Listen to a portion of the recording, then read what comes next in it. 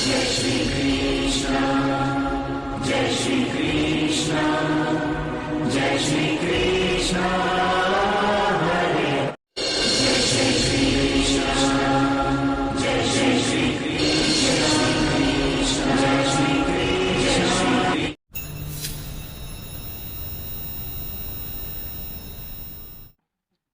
नमस्कार दोस्तों, स्वागत है सभी लोगों का आपके अपने चैनल भारतीय ब्लॉगर में।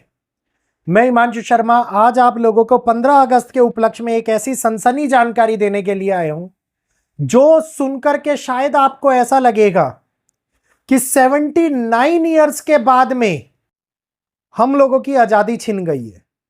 79 ईयर्स के बाद में ऐसा लगेगा कि जो हमारे मौलिक अधिकार थे उनका हनन होता हुआ दिखाई दे रहा है। क्या हकीकत में हम दोबारे ऐसी बंदिशों में गिरते हुए नजर आ रहे हैं जो शायद आपने कभी उस बात की उम्मीद भी नहीं करी होगी आज के इस समय को देखते हुए, क्योंकि हर एक व्यक्ति का एक प्राइवेट लाइफ है।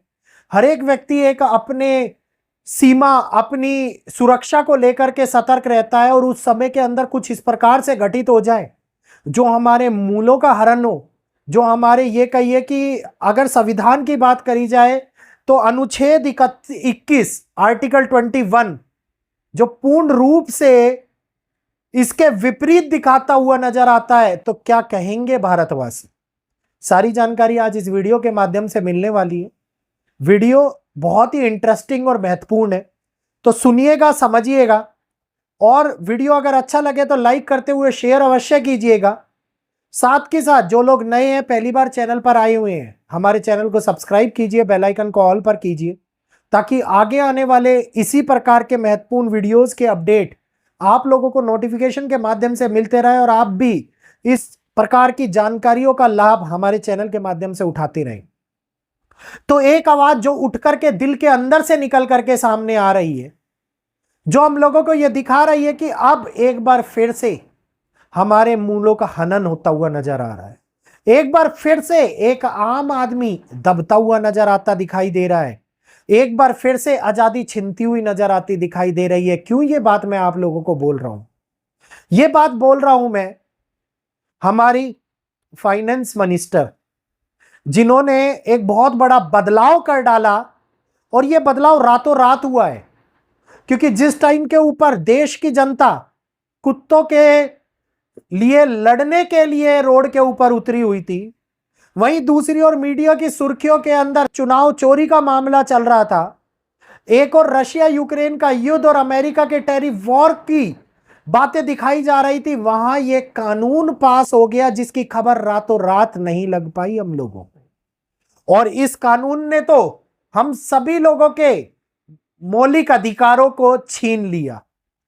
कानून पास किया गया कि इनकम टैक्स एक्ट को यह सुविधा दी गई है कि वो अपने बॉस की परमिशन लेने के साथ में, मतलब एक बॉस के पास जाए, गिड़गिड़ाए कि मुझे इसके लिए ये जानकारी चाहिए, बॉस साइन कर करके एक अथॉरिटी लेटर उसको दे देगा, और वो उस व्यक्ति की मोबाइल बैंकिंग, ईमेल आईडी, सारी सोशल नेटवर्किंग, जिसमें चाहे यूट्यूब हो, चाहे इंस्टाग्राम हो, चाहे स्नैपचैट हो, चाहे कोई भी हो, उन सभी के बारे में जानकारी बिना आपकी परमिशन के, बिना आपसे पासवर्ड मांगे, बिना कोर्ट से इजाजत लिए ले ली जाएगी।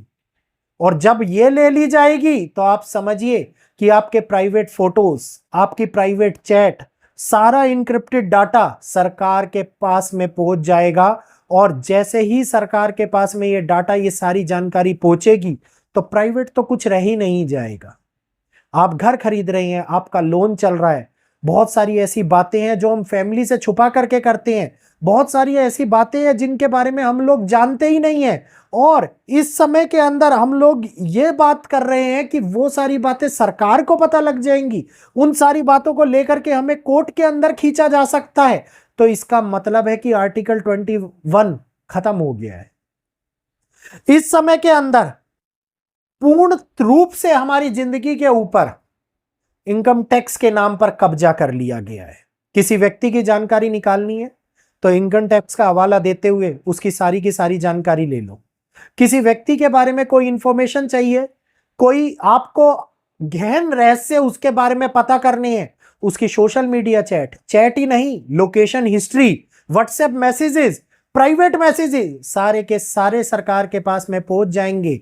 हम लोगों को ये सारी की सारी जानकारियां केवल और केवल एक छोटे से हस्ताक्षर और अपने बॉस की इजाजत से इनकम टैक्स ऑफिसर प्राप्त कर सकता है। सरकार ने बाद में क्या बोला है, उन्होंने बोला है कि संविधान की सुरक्षा के लिए और लोगों की सुरक्षा के लिए जो भी ये जानकारी ली जाए वो जानकारी केवल इनकम टैक्स से रिलेटेड ली जाए।